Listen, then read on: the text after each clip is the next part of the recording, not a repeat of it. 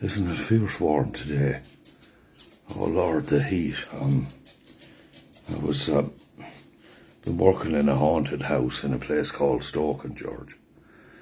It's well over 300-year old, and it's quietly haunted. You wouldn't be afraid, put it that way. But the minute I walked into it, I knew there was something queer about the place. But it reminds me of where I grew up in Tor in County Westmeath when I was a young lad. I was always getting out the window at night, and oh Jesus, my bedroom, it was like Alcatraz. There's nothing in it, a wardrobe, and the wardrobe was falling asunder, and a bunk bed and a carpet.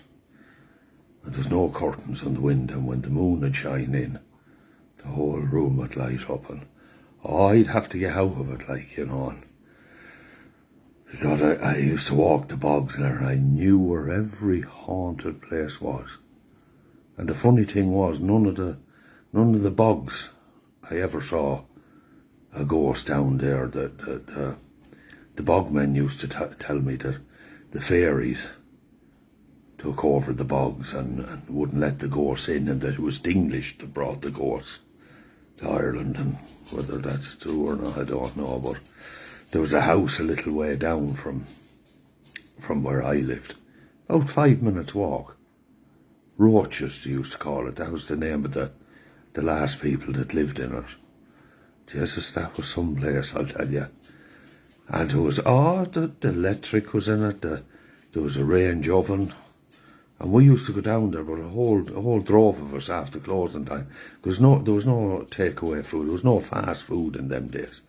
We used to make our own chips in a pan, a few old rashers and sausages. Sure, you'd be away with it after a rake of pints of Guinness. Be there till 2-3 o'clock in the morning, and often everyone would go home, and I'd stay there. Oh Jesus, I loved it. We used to call it the electric chair. There was an armchair there, and I'd dare anyone to sit in it, and on your own, and just listen to the noises of that house. It terrified the living life out. It would be the same as sitting in an electric chair. The hair would be standing on the back of your head.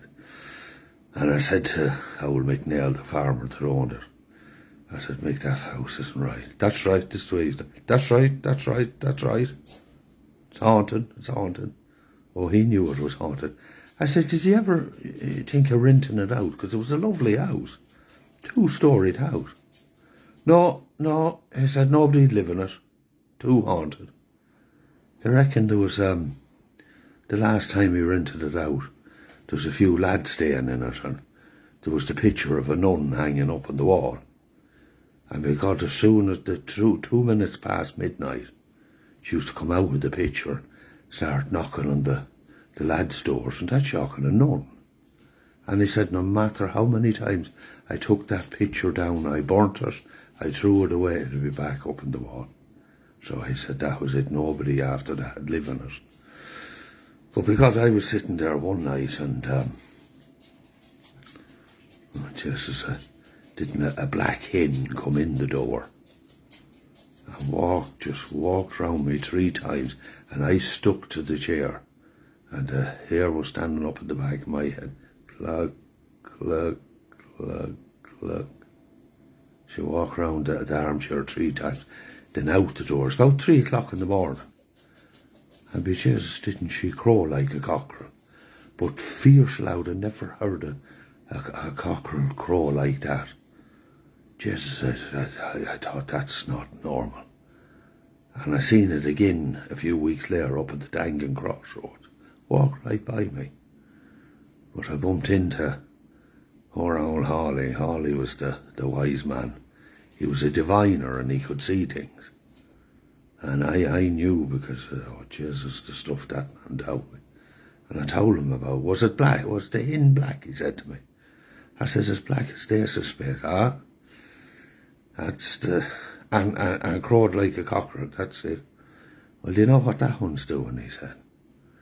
That one is because you're about, he said, is crowing to alert the fairies and the ghosts that are in that area that you're about, that mankind is, which is absolutely terrified me. And you know, you couldn't, Ireland was a very, and still is, very romantic place too, if you so choose to look at it that way. Because I remember going, oh, you wouldn't dare bring a girl down to these haunted places, you wouldn't dare. Jesus, you'd have the father and the brothers up after you, and they'd string you up, because they were that terrifying, these places. But I remember out in Derry Coffee Bog, that's where you brought every young girl in the country was up there with me, up on the handlebars of the bike and out watching the bog owls and the otters and the hares. Lovely, lovely place. And I had an old swing in the woods, and I had this old lamp, and I used to, half a dead battery in it. I'd shine in this dull light, see all these different coloured eyes looking out at you. I'd be telling them they were fairies, and that was the fairy queen, and them were the elves, and everything. Oh, they'd lap it up, they loved her. But I remember having my first kiss up in Derry Coffee Bog on a swing. It was 100-year-old swing.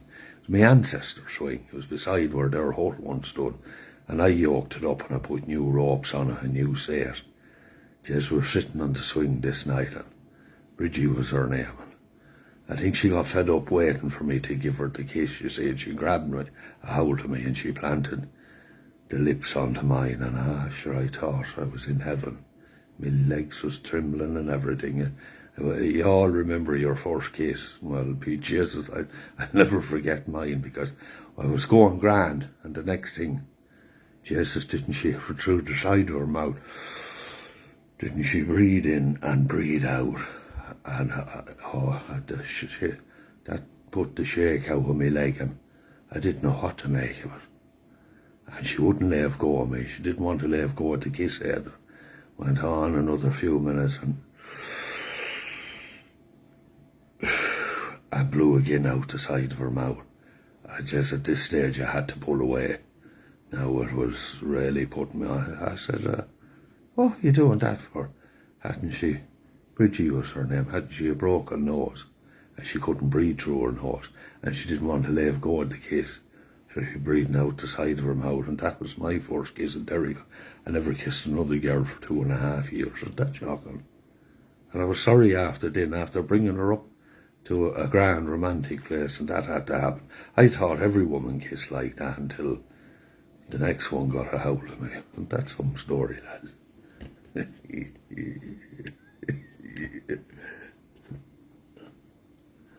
Well, there you go now. Come on. It's got the slow connection, and I can't turn it off until that thing going. I might get to turn it off now. I'll see you tomorrow. Good.